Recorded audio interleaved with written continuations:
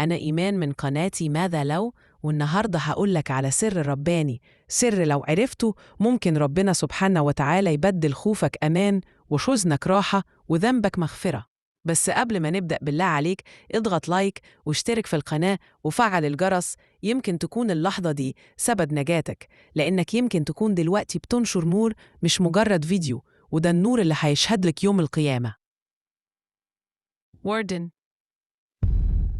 النبي صلى الله عليه وسلم كان بيقول في كل صلاة: اللهم إني أعوذ بك من عذاب القبر وأعوذ بك من عذاب النار.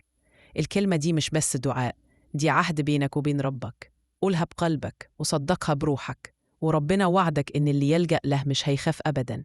ما تنساش، كل لايك منك، كل مشاركة، كل اشتراك ممكن تكون سبب إن غيرك يسمع الدعاء ده وينجو بسببه، ووقتها كل كلمة، كل دعاء، كل دمعة هتكون في ميزان حسناتك أنت.